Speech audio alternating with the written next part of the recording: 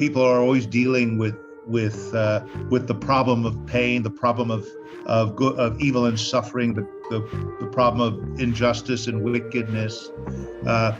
And Lewis, through his conversion, came to the conclusion that, you know what, Christianity doesn't solve those problems, it creates them.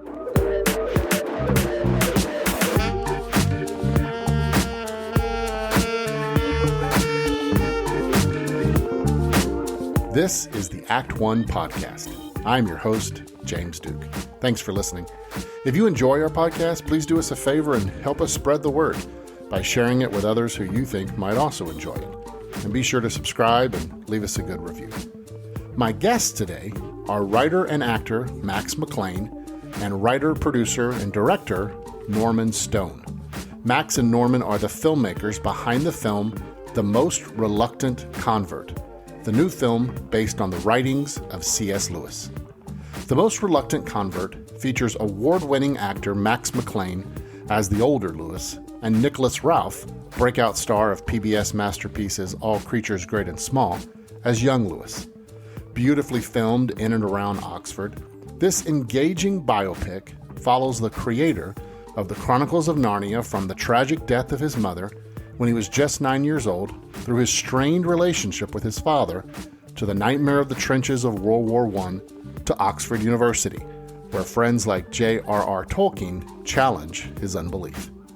Written for the screen and directed by two-time Emmy and BAFTA winner Norman Stone, The Most Reluctant Convert brings to life the spiritual evolution of one of 20th century's sharpest minds and keenest wits. The film is currently playing in theaters through November 18th. You can purchase tickets by going to cslewismovie.com. I had a wonderful conversation with Max and Norman that we recorded over Zoom that I'm sure you will enjoy. Welcome to the Act One podcast, Mr. Norman Stone and Mr. Max McLean. It is a pleasure to have both of you join me today. Pleasure to be here. Thank you, James. I wanted to start off, obviously, the bulk of our conversation I want to spend talking about your latest film, which is in theaters right now. And we want people, when they hear this podcast, to rush out and purchase a ticket. And wherever the film is playing, you guys have collaborated as Norman, you're the director and producer, and Max, you were a writer, actor, and producer, right, on this film, and it's called The Most Reluctant Convert, which is the true story of C.S. Lewis, based on his own writings. And this film itself is actually based on the one-man play that Max, you wrote and have been performing for the past numerous years. And so I want to start there. Where did the idea first originate of taking this successful one-act show and adapting it and turning it into a feature film? Well, Norman, we do have our creation myth, and ours begins with a long drive from. I was doing the show at the one-man play Most Reluctant Convert at the University of North Carolina, Chapel Hill, and I was en route to Charleston, South Carolina by rental car. It's about a 3.5-hour drive. And en route, I've been thinking about, would this play ever have the potential to be a movie?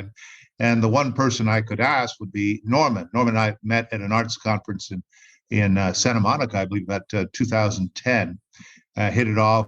We'd have dinner together, and we talked about it in vague terms, but never with a specific project in mind. And let me take a look to the States, and this would have been in October of 2019. And I think in January 2020, he was coming to the States, and he'd read the script and he wanted to talk more about it. And we had a really good meeting in January 2020. He gave me various ways of how the script could be done, from simple to more complex. And we said, okay. I think he asked for a little bit of seed money to test out some of his ideas. And but I was looking at this as a 2022, 2023 project down the road. I didn't see it as immediate. COVID hit. I mean, in a sense that everything shut down on March 12th. I think the president spoke that night. And we had 3 shows. We're a touring company. We had 3 shows in New York, 3 shows on the road, 1 show in New York, and everything shut down. I mean, we were moving 2,000 tickets a week to 0, and stayed there for if we could have found a way to get below 0, we would have done it. Boy, it was tough, and I was kind of shocked. I didn't know what to do. Because and remember in those days, everything was going to be, it was 15 days to flatten the curve. Remember that? Yep. I kept thinking, what am I going to do for 2 weeks? So, but to get to where it went from there, once we came to the conclusion it was going to be a long-term shutdown, Norman and I were meeting very regularly on the script.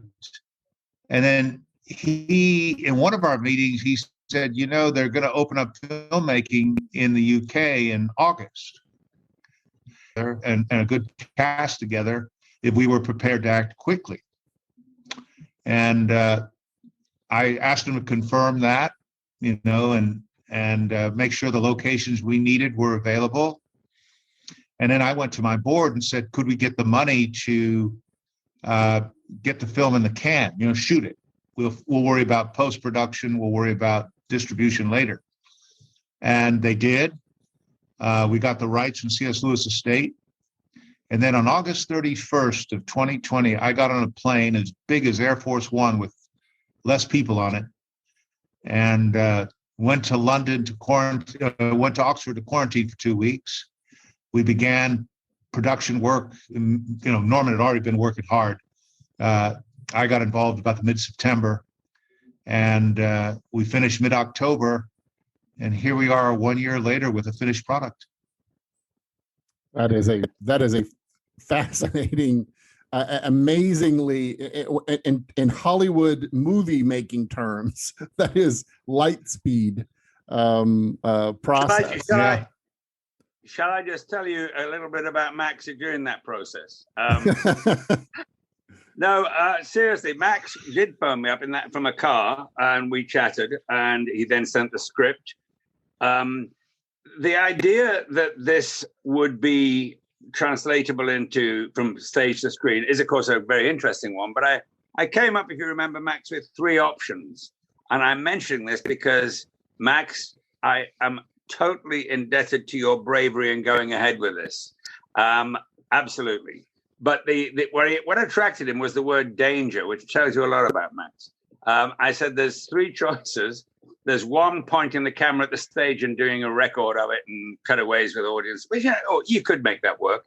There was a lot of one-man shows I'd done in the past, and I said you could do it as a one-man show in real locations with breath hanging in the air if it's cold and all that stuff.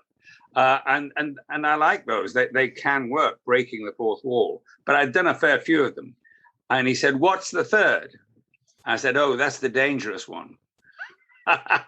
And from then on, I felt we went moving forward. We did move forward. But I said, look, I don't know what it is yet, but I can taste it and smell it. But I know there's something extra there by pushing the bounds, because I knew the breaking the fourth wall already worked. And when Max came across and they made that brave decision to do it, because COVID was still rife, we had to spend so much, although the film business was just about to pick up, we had to spend so much money on COVID testing. It was incredible. It was like an extra budget. No one caught COVID while we were shooting. But Max, everyone forgets, Max had to sit in a little house called the Orangery at the location which was eventually going to be taken over by more or less the crew. And there was a lady in charge that became our friend, but she was on Max's tail, spotting him if he went outside at the wrong moment. And in the evening, he was like, I'd put on a dark coat and sneak through the shadows, and I'd go and talk to Max. I would sit outside with my coat on. Max would be inside, and we opened the door, we could communicate, although I think that was pushing it a little at times. But that's how it worked out. And great dedication on Max's part to do that. I think you were stir crazy once or twice, Max. Didn't she catch you? Yeah, she did catch me. I left the bow. They actually gave me I could do it after hours, I think, when nobody was around. Yeah. I love it. But the interesting thing too, just to continue that, is that we had no, at least as far as I know, we had no negative tests. I think a positive test with the wrong person would have shut us down. Because what was interesting too is it opened up for filmmaking in sort of late August, but it closed in like late October. So our window was very small. I don't think we realized how small our window was. So, sometimes it's better to, just trust the Lord. Yeah, that was very much the feeling too. It felt it was the right time to do it. We did fit into that very narrow window, and so much could have gone wrong. So, but it didn't. No negative, no tests that were going to close us down or anything, and we managed to get a lot done in a short time. And how many days of production, Norman? How many shooting days? It was, in the end, when you added them up, David O'Neill, our first line producer, told me he'd worked out it was 14 and a half days. Wow. Now, I think it was meant to be 15 or 16, but there was travel and stuff. But filming apparently had 14 and a half days. That's what he said. And he was the man checking it out. So, yeah, it was a great crew. Wouldn't you agree, Max? It was a very... Yeah, and it was a very, it was 9-10 pages a day. Yeah. It was quick. But that's a testament to Norman's organization, and it was a very happy crew. I mean, it really was. That everybody was, in line, sort of 7 geese flying. There was we didn't. I don't recall. At least I wasn't aware of them. Any lost days. No, there wasn't. The usual bit of shuffling dates occasionally if there was a problem, but we fitted it in and kept shuffling. I think the idea of when I look back, the crew were very happy. I was very happy. They all got behind it. It was their film. They were talking about Lewis and points in his theology at lunchtime, for goodness sake. And wow.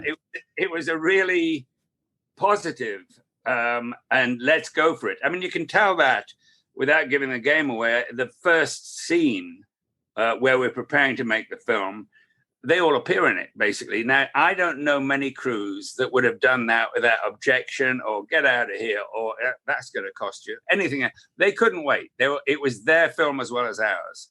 And I think that shows. And it was a very happy film. Let's talk without giving away the story. You created a framing device. So for those who are listening who haven't seen the film yet, obviously, like what we said earlier, Max had created a one-man show that he was touring and performing. And so, Norman, you took that and you essentially created a framing device for the film, and which I think was pretty clever. Like, it's not something that you see typically.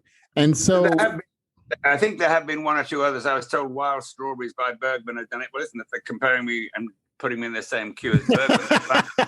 But what I'm saying is that in a way, I mean, the stage play is fantastic. And Lewis's words are not only tailored together by Max, they are understood and come across, sometimes very deep thinking, come across when you're sitting there. It is slightly different when you make a film. There's another pact or two you have to make that's going to be entertaining, and that you still want the content, that it's going to be actually filmic and hold you. Humor has got to be part of it, and all these things. And I think that came together. You see, Max not only started off the one-man show, but he was in the very dead center of the film when it came out. Yes, I did the framing advice and worked out what should happen where and when, but at least 80%, probably 85% was just straight from the stage. But it doesn't feel that way. It feels very fresh. You're right. You're right. It does not feel like watching just a traditional filmed play. And even the cinematography is really nicely done. Yeah, it had to be. And therefore people are with you. They get surprised. They listen more than they think. I've seen one or two letters come in and say, oh, I can't wait to see it again. Some of the things I want to think about even more, because you're not easing up on the content, but you are making it accessible, acceptable, and I'm not afraid of the word, entertaining. Yes. And that with Lewis first, Max McLean coming on to pull Lewis's words together, and then be Lewis. That's a pretty rich vein for a director like me to get my teeth into. And I think it all came together. Max and I got on tremendously. I was a bit shocked when he told me out of the blue that he hadn't been on camera before in a production. Really? A few hours later, I woke up from the floor. But he never, sorry, Max, it's true. You didn't put a foot wrong. You didn't. Although I kept asking for extra takes and things, you didn't put a foot wrong. And the crew, Max, I don't know if you know this, the crew could not believe this was your first film. And you had huge respect from that crew, seeing what you were doing. So it all came together. It did, in the middle of the COVID situation, which is one of my happiest memories. That's wonderful. Max, I wonder if we could take a step back to the creation of this one-man show. I would love to know, where did your interest and passion for C.S. Lewis and his writings come from that initially led you to want to create what would eventually become your one-man show, which eventually became this film? Well, before I did this piece, I also adapted the Screwtape letters for the stage, and I adapted with help The Great Divorce for the stage.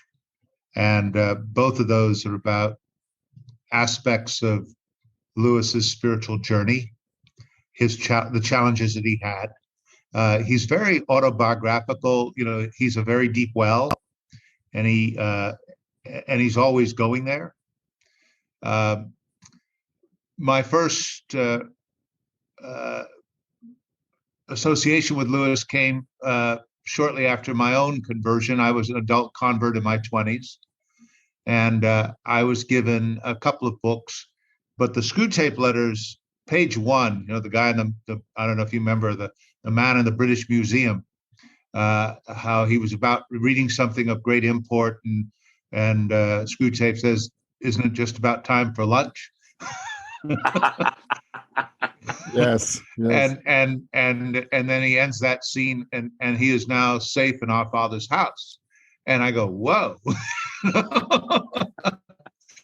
So I mean, Lewis really got my attention with that, and the rest of the book is that way. So he really got me to understand spiritual warfare, and I took him very seriously very early on as a spiritual guide, but I never saw him as having theatrical writing for theater. He never wrote for theater. And his material is not really theatrical. It's much more, the sparks are mental. But what was interesting is his intellect and his emotions are very tied together. And of course, a conversion story, once I was this, now I'm that, it's about change. So I thought there was a theatrical element in terms of conflict in it that would, if people would go along for the ride. I think you want to give them a hook. A hook is in the case of Convert. He is a vigorous debunker of Christianity. The hardest of the hardcore against. And his arguments against are very strong. And so you're going from a very strong negative to a very powerful positive. And how he gets there, if you're willing to go along for the ride, is quite compelling. When you first created the stage play, did you ever envision it would become more than just a stage play, or is that just because he was talking about how you have never done anything in front of the camera before, which I know that's not true.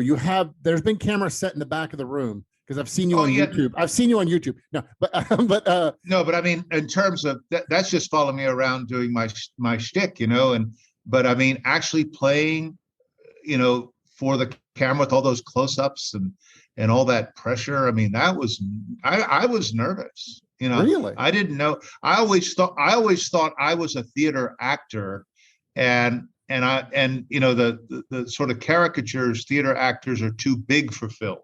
Yes. And so I was nervous about that. In fact, I told Norman in the beginning I thought the play was deserving of a film treatment. And I think in early discussions, I didn't think I wanted what was best for the film. And if what was best for the film was to have somebody else play it, and Norman has tremendous access to talent. I didn't want that to be in the way. Now I will say, once I read the script, this film script, I wanted to do it, and I'm glad I did. And I'm glad I did, because I do think, that script, if you give it to an actor and expect him to start filming in a month, he would really have a hard time. I've lived with that script for 3 years.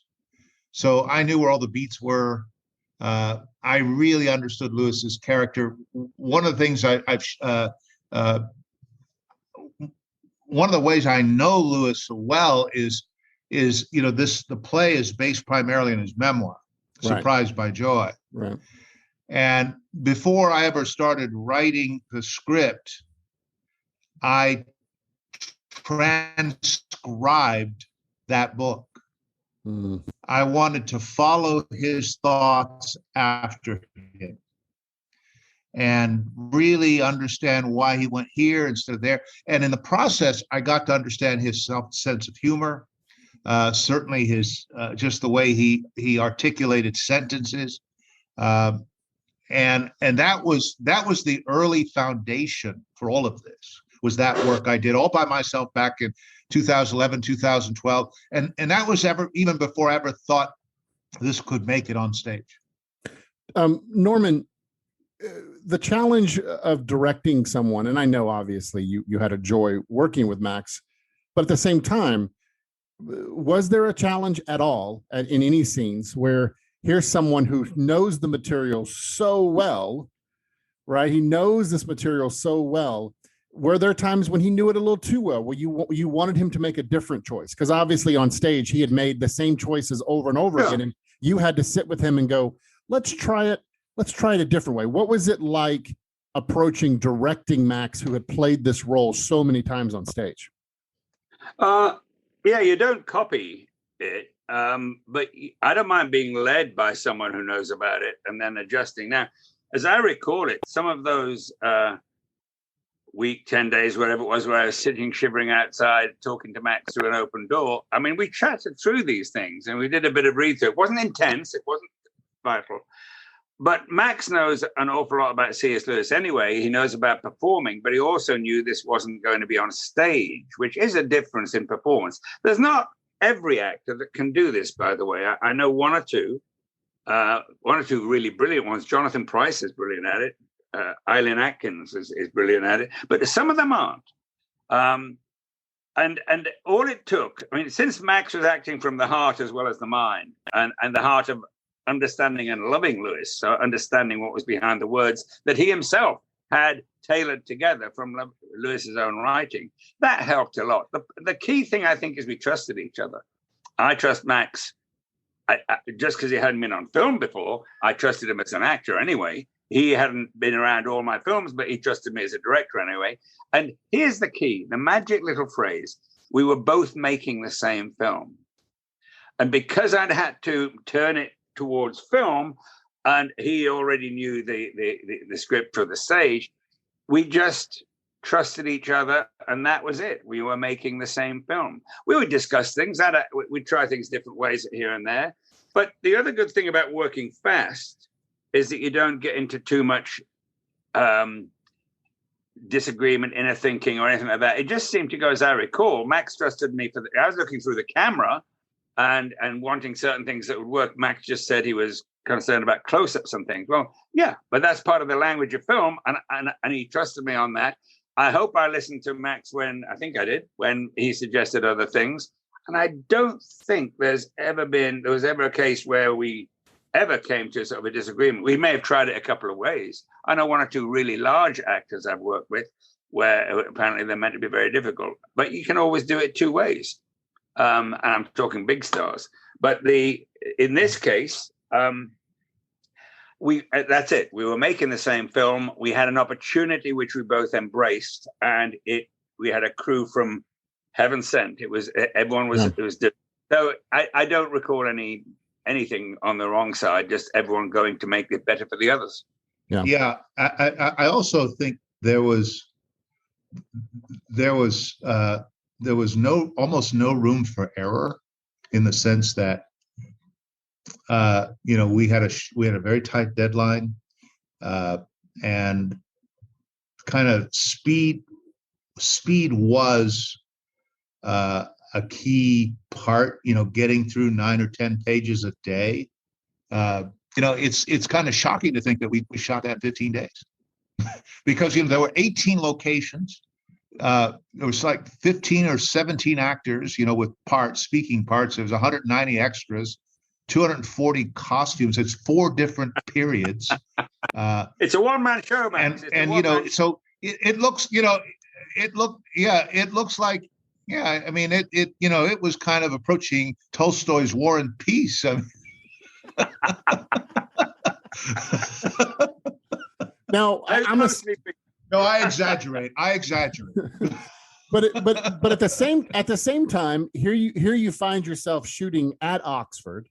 Yeah. And everything's shut down. So there must have been some benefit. You guys must have had clear right of way at times, in terms of you're not having to deal with having to shut down major thoroughfares and things like that. Was that somewhat advantageous, actually filming at that time?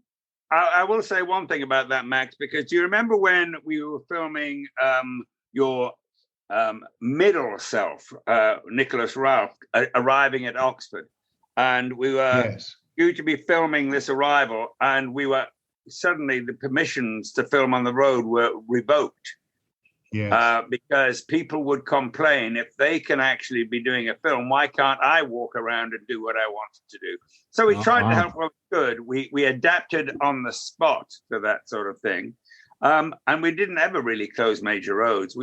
I'm used to working fast, as people will tell you, and I'm used to having to think on my feet a bit, and just as I'm sure Max is on the stage. And you couldn't afford to make a problem. You had to make a solution. But the places that and by good preparation, even though it was quick preparation, Magdalen College, for example, was fantastic. We had to get on with the Bursa and so on and set it up. I think the weather can cause you to shovel your schedule around in various ways. But even that, when we were doing the First World War, we had to do the First World War in an evening. On a very strange lawn, actually, it was originally. And it poured with rain, which really added to the atmosphere. I was so thrilled to see everyone getting soaking and blowing themselves up and things. It looked great, but we used a few. It did. By the way, it did look great. I must confess, when that scene first popped up, in my mind, I thought, oh, they're on a soundstage. And then when you pulled out for the wide, I thought, oh, this is nice. Well done. And it's very well done. Very well done. Couldn't afford a soundstage.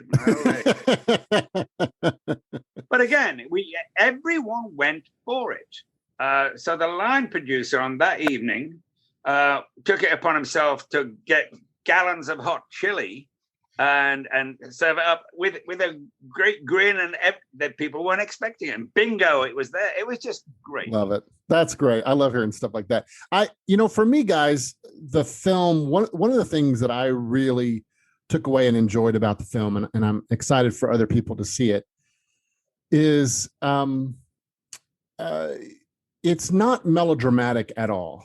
And in fact, there is such a the conversion, what we would call the conversion experience, is really more of this journey that C.S. Lewis goes through.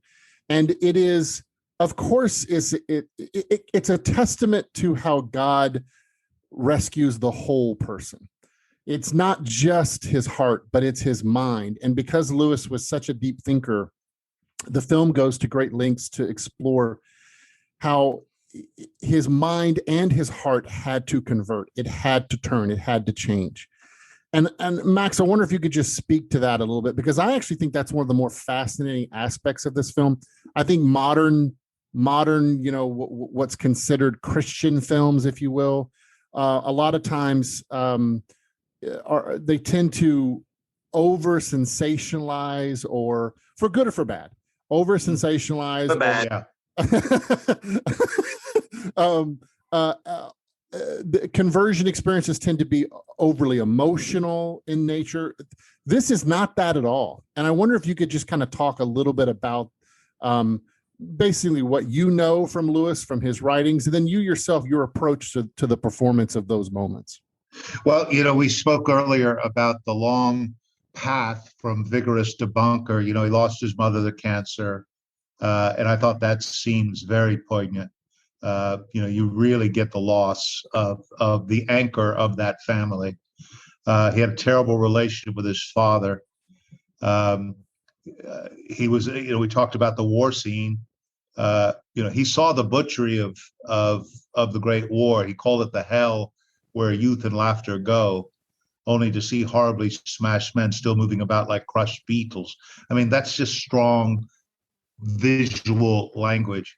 And he comes to the conclusion that either there's no God behind the universe, a God who's indifferent to good and evil, or worse, an evil God.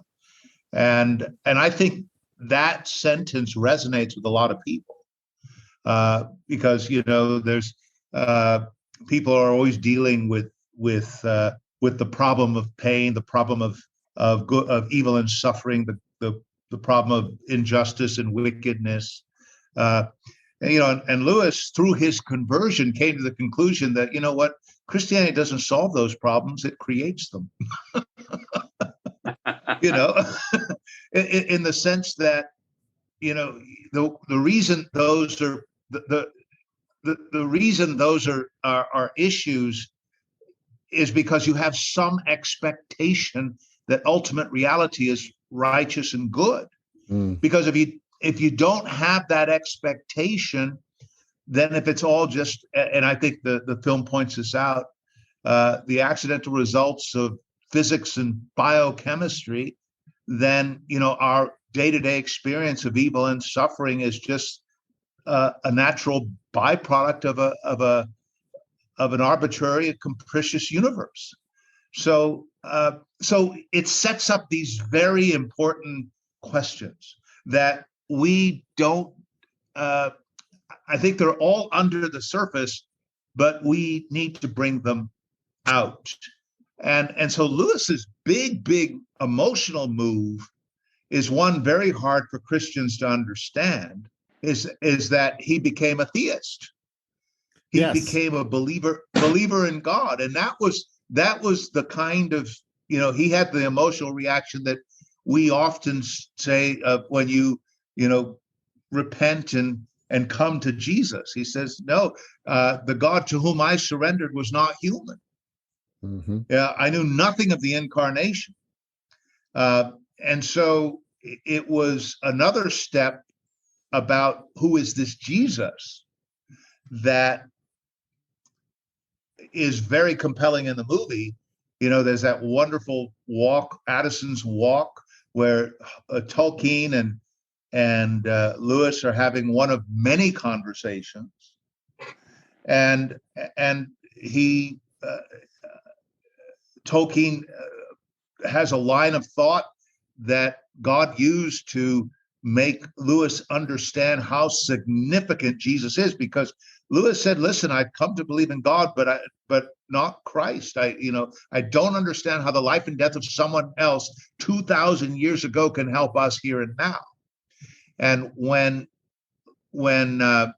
Tolkien takes him back to their mutual love of mythology, the great characters, which you guys at Act One, that's what Hollywood have no business if it were not for the mythological characters, or at least the mythological themes, the archetypal themes of good and evil, and in the case of rising and dying gods, for whatever reason, how does a god die? And then it rises again. Lewis was captured by these stories. Balder the Beautiful is dead, is dead. That just opened him up. Osiris, Dionysus, but not Jesus. And that's what Tolkien pointed out. It says that whenever you meet a god, sacrifice yourself in a pagan story, you like it very much and are mysteriously moved by it, provided you meet it anywhere except in the Gospels. And then he says the story of Jesus is a myth, working on us in the same way as other myths, with one tremendous difference. It really happened. And all of a sudden the light bulb went on. And I love what Norman did in that moment. It's probably one of the most profound moments in the whole film. The wind blows across Lewis's face at that moment. Yep. And I don't even think Tolkien even knew what he said. Yep. In terms of the import, how those words hit him, and what that did for Lewis is it made him go to the Gospels and read it as a hero story. Yeah. And then that's where his great apologetic is. What do you do with this Jesus? Is he who he says he is? If his statements are false, Christianity is of no importance. If true, it is of infinite importance.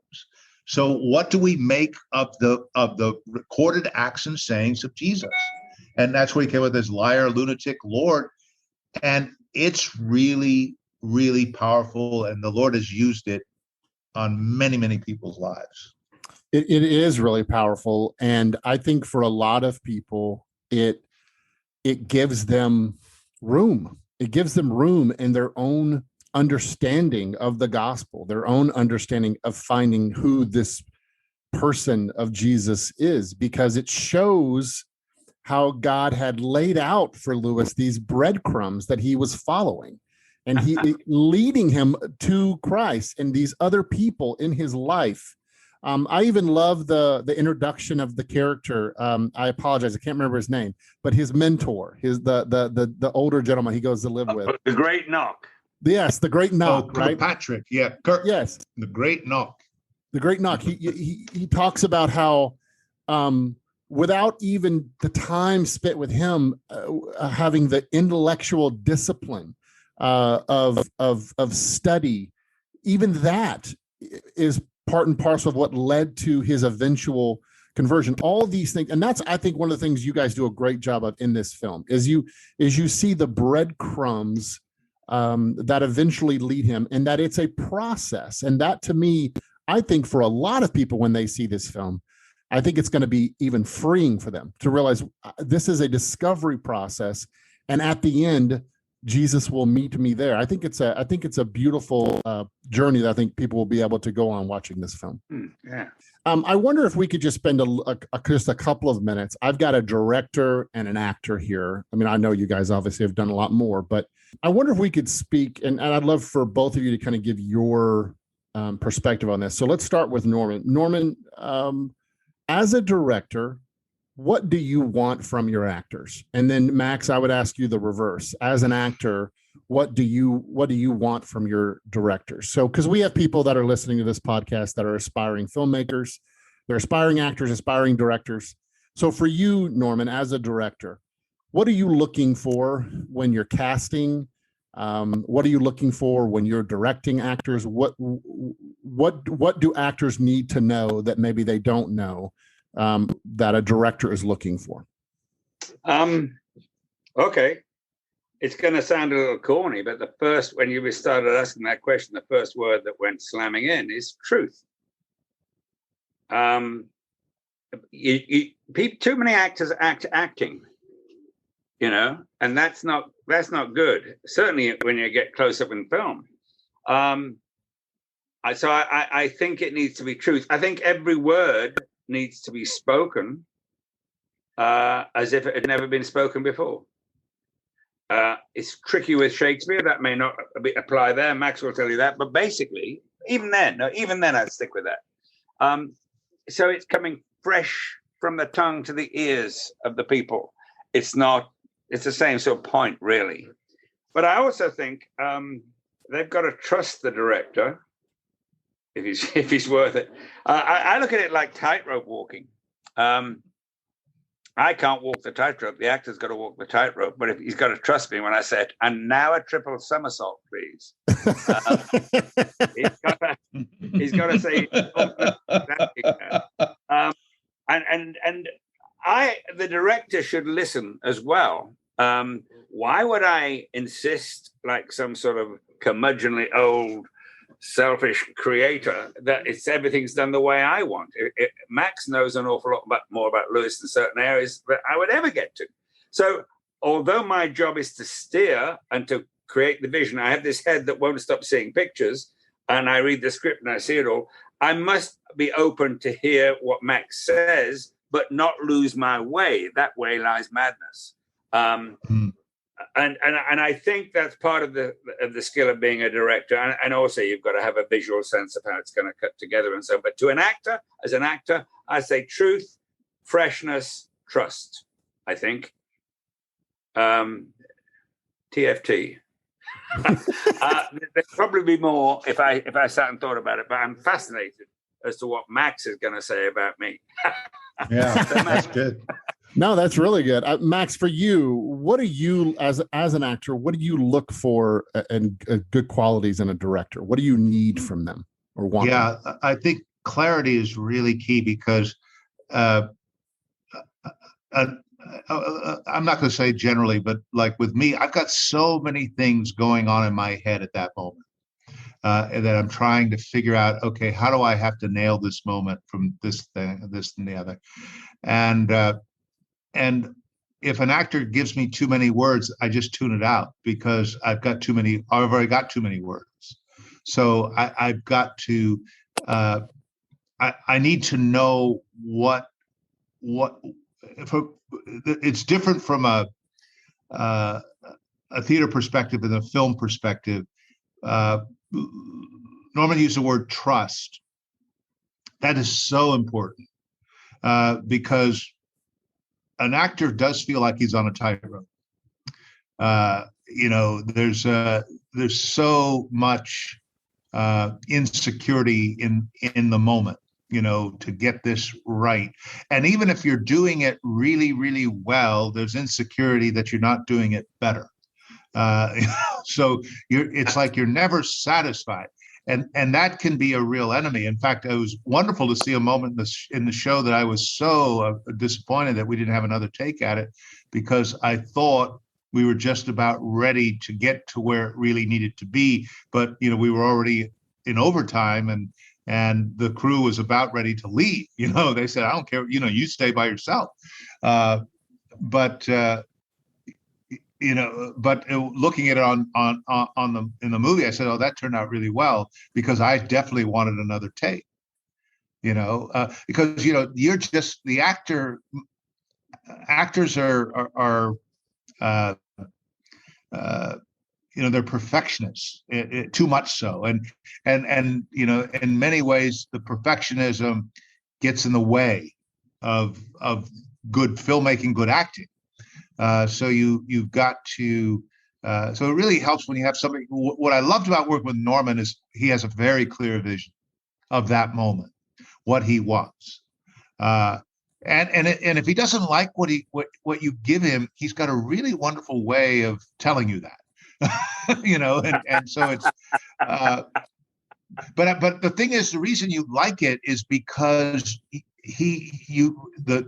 there's a trust factor that he's got a very clear vision. Now, I've worked with some directors that they just want you to do other things just to do other things, and you can you feel a little bit played, and that's not a good feeling. And also because they don't know what they want, and that can be a little bit frustrating because it's very time consuming. The other thing about acting, it's exhausting. So if you're overworking it, you're already overworking it on your end. And if the director is not clear, then there's that double overwork. So it's So the clarity issue is key. If they come in knowing, if they come into that scene or that day, with, okay, we're going to accomplish this, this, and this, and this, that's a good day. That's a good day. It's also, Max, this is what struck me when we were filming together. I mean, I've never directed theater, but I've directed an awful lot of film. Theater actors. So and theater. Yeah. And the point is, I'm sort of handling your other grammar, because I'm telling a story in close-up with a track, top shot, zoom in, rarely these days. But, I'm actually not affecting your performance. I'm translating your performance to the screen, and you went with that. You got real good at understanding all that, and we would still do another take. I always believe that people, if there is time, should be allowed a second take if they want it. But after that, you played your Joker. Yeah. And we haven't got time. And looking at the film, at some moments in the film, the stage actor comes in and says, "Oh, I wish I had a little bit more energy here." Mm-hmm. A little bit more energy here, because I don't think that, and I think it comes from experience, is how to have this relationship with the camera, where it's too much, but the camera can tell you too it's not enough, right? Yeah. So the other thing too is that in theater, the imprint is the voice, and the script is so key. There's many more words in the theater than there is in film, where the imprint on film is the image. So I do think the words are so important, and the voice is important, but not to the level that at least that's my early assessment. For both of you, spending, and maybe this answer is a little bit different for you, Max, obviously, because you spent so many years with C.S. Lewis's text and creating the play. But to both of you, after this experience of making this film, do you come away with a new lesson? Is there anything that you feel like you've learned or taken away that's different, that's at all a challenge, or just a new sense of God's blessing, or I'm just curious in terms of just the process of making this film, for you as the filmmakers? Did you come away learning something through this process? We'll start with you, Norman. Yes. I learned that it's a real adrenaline rush to be able to look at something you care about, because I've done other films on Lewis and so on, and have enough time, even though you have to move fast, and enough creative freedom to have the vision in your mind of what you're trying to create, which isn't quite normal in filmmaking, and to be able to go for it with everyone's support, especially Max's, because he's the star. It doesn't matter. So you find you're going faster, happier, and more creatively exciting than you would normally be given for being a jobbing director, as we call it in Britain. So that was delicious, and I want more of it, please. But the other thing is, you do get close to each other as actor, director. I think that's true.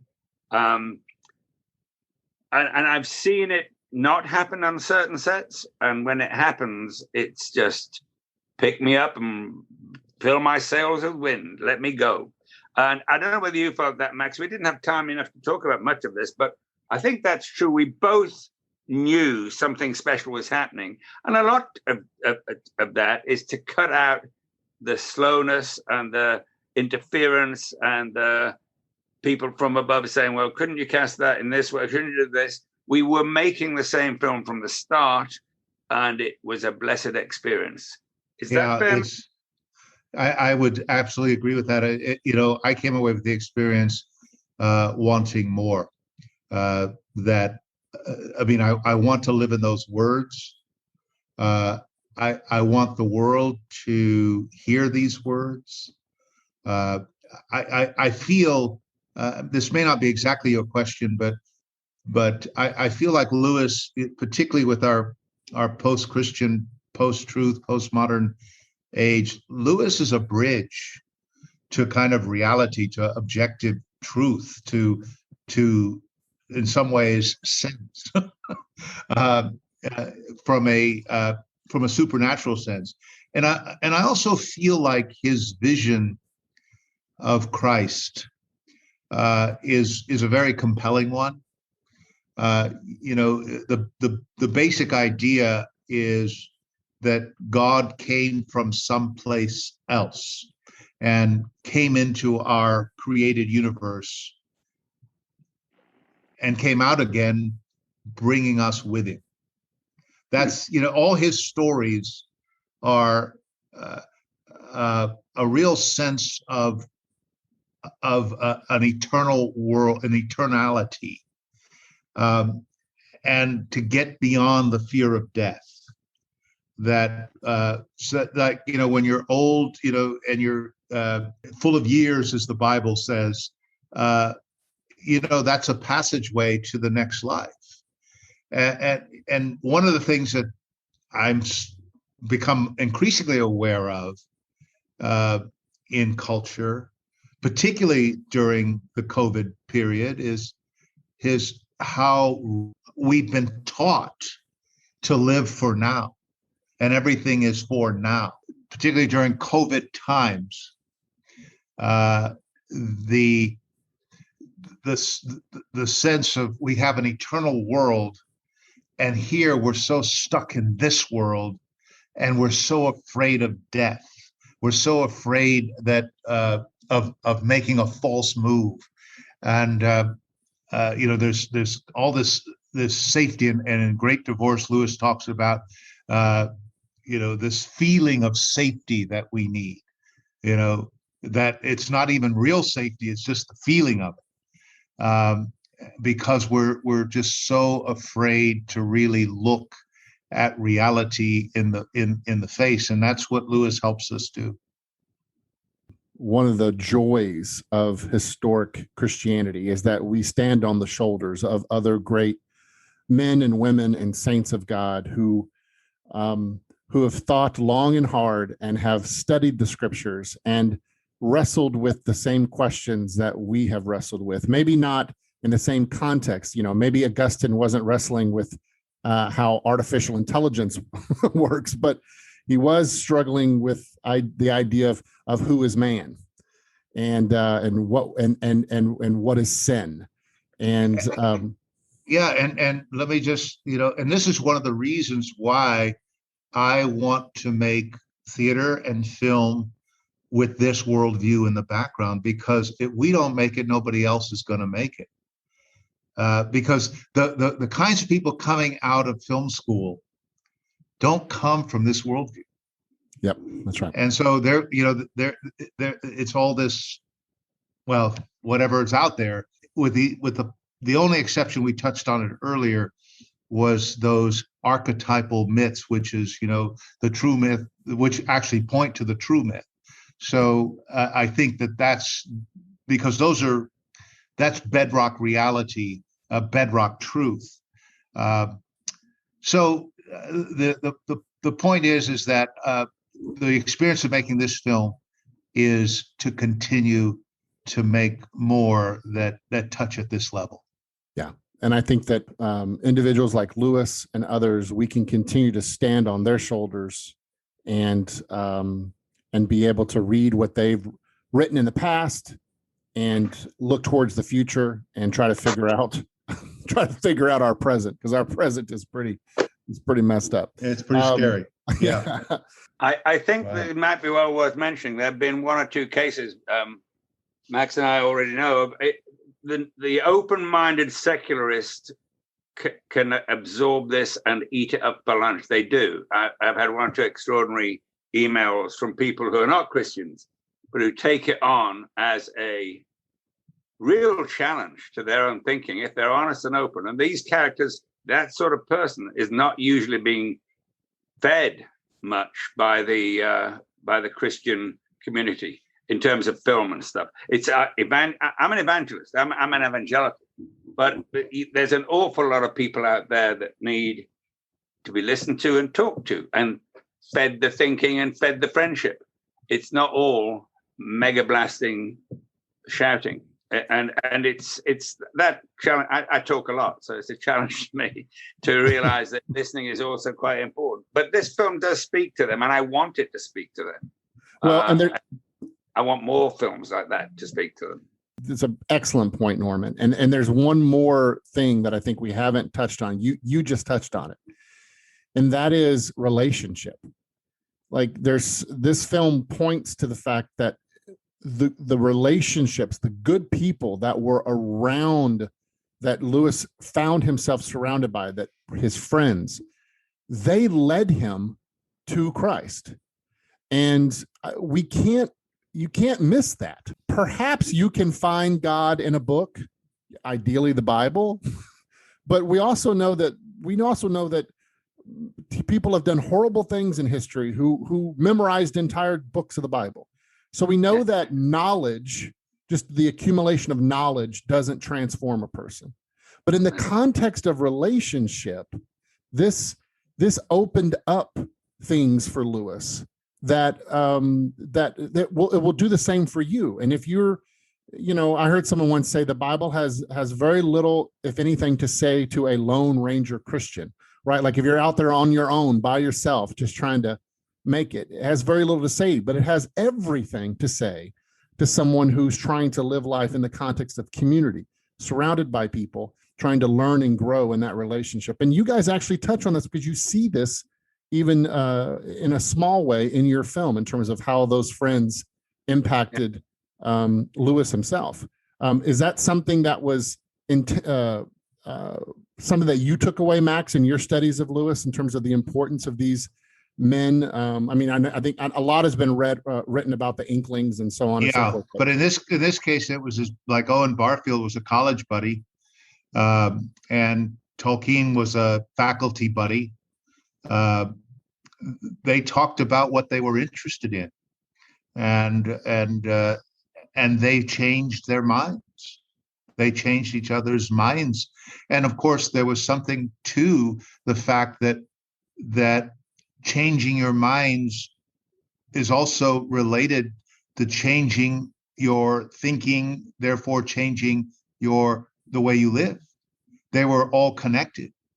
And that there was a seriousness about that was really compelling, that ideas have consequences. I can't, I'd be remiss if I didn't ask a few questions, Max, about, because here's the truth. My kids, I have a 12-year-old and a 10-year-old, and I will show probably the 12-year-old this film. But of course, they don't know you as C.S. Lewis, but you are famous in my house, as you are probably famous in a lot of houses, as the voice of the Bible. And so there's so many people who are probably tuning into this podcast going, wait a minute, did I turn on my Bible app or am I listening to a podcast right now? Max, you clearly have a love of scripture, and you have been blessed with this amazing opportunity. How did your journey of becoming the voice of the scriptures, how did that begin? Where did that journey begin? And just so you know, you've been a blessing to me, you've been a blessing to my family, and I think to countless others. I'm just curious where that began for you. Wow. Well, as I mentioned, I'm an adult convert to Christianity. When I came back to I studied in England. When I came back to the States, got involved in a very good church in New Jersey, Christian Missionary Alliance Church. And my oldest daughter was just about to be born, and she's 41 now. So, and I wasn't doing very well in the theater in New York. So I was thinking, gosh, I don't know what I'm going to do. So we were attending this CMA church. I had breakfast with the pastor, and I was telling him my troubles and my woes. And he said, would you read scripture for me on Sunday?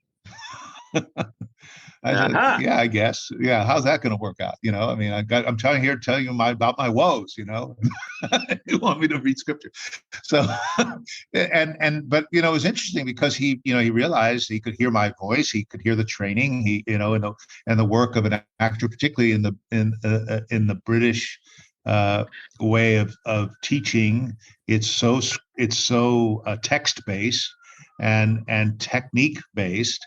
So I said, sure. And it was like an event waiting to happen. It was extraordinary. And so I would be asked to do it. What it did, it made me fall in love with the Bible. I went to seminary for a little seminary. It didn't finish. A little seminary goes a long way. But I thought at one point it became clear, because the New York theater scene wasn't working for me.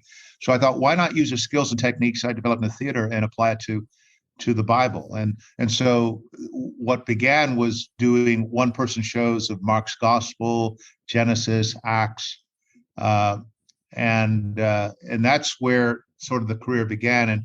And Fellowship for Performing Arts came as a result of that, because the idea was, if I could, increase the production values and get better, not just have one light in front of a church, but really produce it.